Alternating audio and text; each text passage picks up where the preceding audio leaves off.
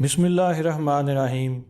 السلام علیکم محترم ناظرین، کل کی ویڈیو میں ہم نے جناب طیب اردگان کی زندگی کے بارے میں جانا۔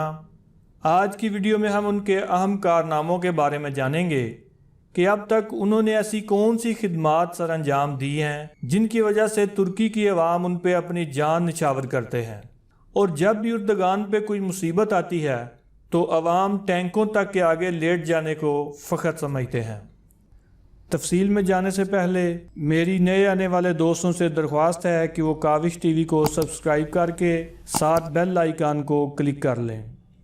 ناظرین، سب سے پہلے بات کرتے ہیں ترکی کی اقتصادی حالت کی۔ 10 سال پہلے ترکی کی فی فرد آمدن $3500 سالانہ تھی، جو کہ 2013 میں بڑھ کر $11,000 سالانہ تک پہنچ گئی تھی۔ یہ شرح فرانس کی فی فرد شرح آمدن سے زیادہ ہے۔ اس دوران ترکی کرنسی کی قیمت میں 30 گنا اضافہ ہوا۔ طیب اردگان نے سالانہ تقریباً 10 پوائنٹ کے حساب سے اپنے ملک کی معیشت کو 111ویں نمبر سے 16ویں نمبر پر پہنچا دیا، جس کا مطلب ہے کہ ترکی دنیا کی 20 بڑی طاقتوں G20 کے کلب میں شامل ہو گیا ہے۔ ناظرین، اردگان نے 47 ارب کا بجٹ خسارہ پورا کیا اور اس کے ساتھ ساتھ گزشتہ جون میں بدنام زمانہ ورلڈ بینک کے قرضے کی $300 ملین کی آخری قسط بھی ادا کر دی۔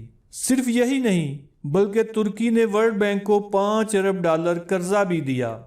مزید برآں ملکی خزانے میں $100 ارب کا اضافہ کیا، جبکہ اس دوران بڑے بڑے یورپی ممالک اور امریکہ جیسے ملک قرضوں، سود اور افلاس کی وادی میں حیران و سرگرداں ہیں۔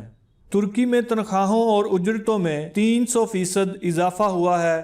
مزدور کی کم از کم تنخواہ 340 لیرہ سے بڑھ کر 957 لیرہ ہو گئی ہے۔ کام کی تلاش میں پھرنے والوں کی شرح 38% سے گھٹ کر 2% پر آ گئی ہے۔ ناظرین، 10 سال قبل ترکی کی برآمدات $23 ارب تھیں۔ اب اس کی برآمدات $153 ارب ہیں، جو کہ دنیا کے 190 ممالک میں پہنچتی ہیں۔ ان برآمدات میں پہلے نمبر پر گاڑیاں اور دوسرے نمبر پر الیکٹرانک کا سامان آتا ہے۔ یورپ میں بکنے والی الیکٹرانک اشیاء میں ہر 3 میں سے ایک ترکی کی بنی ہوئی ہوتی ہے۔ اس کے ساتھ آپ کو بتاتا چلوں کہ پاکستان میں جو میٹرو بس چلتی ہے وہ بھی ترکی کی بنائی ہوئی ہے۔ ناظرین، اردگان نے ترکی کو دنیا کی مضبوط ترین اقتصادی اور سیاسی قوت بنانے کے لیے 2023 کا ہدف طے کیا ہے۔ اب دیکھنا یہ ہے کہ کیا ترکی اس عزم میں کامیاب ہوتا ہے، یہ تو آنے والا وقت ہی بتائے گا۔ استنبول ایئرپورٹ یورپ کا سب سے بڑا ایئرپورٹ ہے۔ اس میں یومیہ 1260 پروازیں آتی ہیں۔ مقامی 603 فلائٹس اس کے علاوہ ہیں۔ ناظرین، ترک ایئر لائن مسلسل 3 سال سے دنیا کے بہترین فضائی سروس ہونے کا اعزاز حاصل کر رہی ہے۔ طیب اردگان کے دور حکومت میں ترکی نے پہلا بختربند ٹینک، پہلا ایئر کرافٹ، پہلا ڈرون اور پہلا سیٹلائٹ بنایا ہے۔ یہ سیٹلائٹ عسکری اور بہت سے دیگر امور سر انجام دینے کی صلاحیت رکھتا ہے۔ طیب اردگان کی اہم ترین سیاسی کامیابیوں میں یہ بھی شامل ہے کہ اردگان نے قبرص کے دونوں حصوں میں امن قائم کیا اور کرد کارکنوں کے ساتھ برابری کی سطح پر مذاکرات کے ذریعے خون خرابے کو روکا۔ اس کے علاوہ آرمینیا کے ساتھ مسائل کو بھی سلجھایا۔ یہ وہ مسائل ہیں جن کی فائلیں گزشتہ 9 دہائیوں سے رکی ہوئی تھیں۔ ترکی کی حکومت نے توانائی اور بجلی کی پیداوار کے لیے کوڑے کی ری سائیکلنگ کا طریقہ اختیار کیا۔ اس سے ترکی کی 1/3 آبادی مستفید ہو رہی ہے۔ ترکی کے شہری اور دیہی علاقوں کے 98% گھروں میں بجلی پہنچ چکی ہے۔ ناظرین، اردگان نے ایک ٹی وی پروگرام میں ایک بچے کے ساتھ مباحثہ میں شرکت کی جس میں ترکی کے مستقبل کے بارے میں گفتگو ہوئی۔ اس بچے کی عمر 12 سال سے زائد نہیں تھی۔ اردگان نے اس بچے کی بھرپور حوصلہ افزائی کی۔ اپنے اس عمل سے اردگان نے ترک بچوں کو مباحثہ اور گفتگو کی ایک بہترین مثال پیش کی۔ اس سے ان بچوں کے مستقبل کا اندازہ لگایا جا سکتا ہے۔ ناظرین، بعض عرب سیکولرز کی جانب سے اسرائیل کے ساتھ ترکی کی دوستی کا جو شوشہ چھوڑا جاتا ہے اس کا عالم یہ ہے کہ غزہ جانے والے مائع مرورہ جہاز پر جب اسرائیل نے حملہ کیا تو ترکی نے اسرائیل کو بھرپور تمانچہ رسید کیا اور نہ صرف اسے معافی مانگنے پر مجبور کیا بلکہ معافی کے لیے غزہ سے محاصرہ ختم کرنے کی شرط بھی عائد کی۔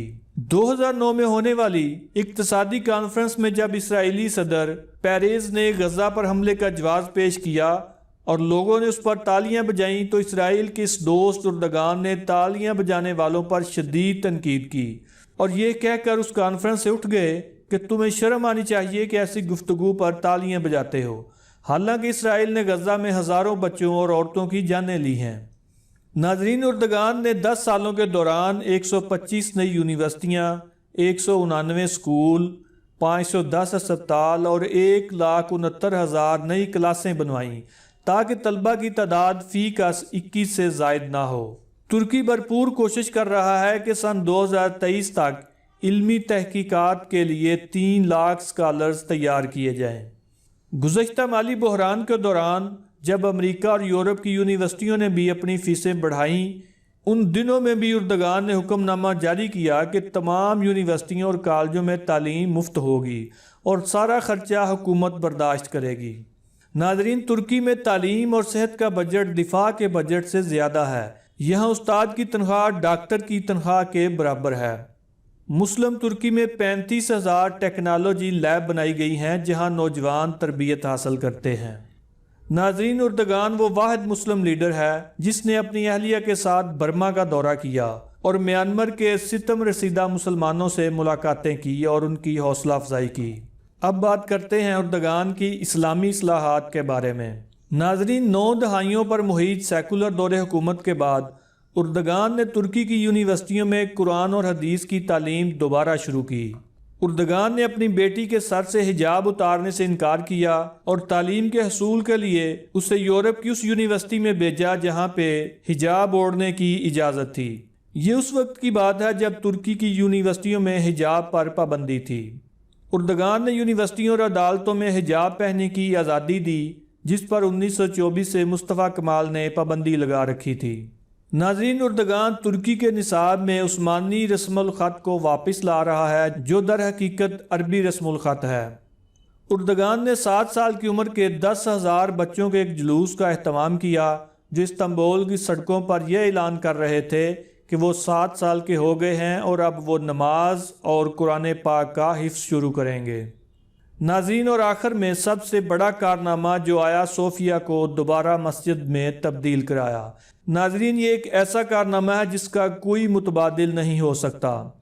ساتھ ہی اردگان نے یہ بھی اعلان کر دیا کہ ہماری اگلی منزل مسجد اقصیٰ ہے۔ اللہ سے دعا ہے کہ اللہ اس عظیم کام میں مسلمانوں کی مدد فرمائے تاکہ مسجد اقصیٰ بھی صہیونیوں کے قبضے سے آزاد کرائی جا سکے۔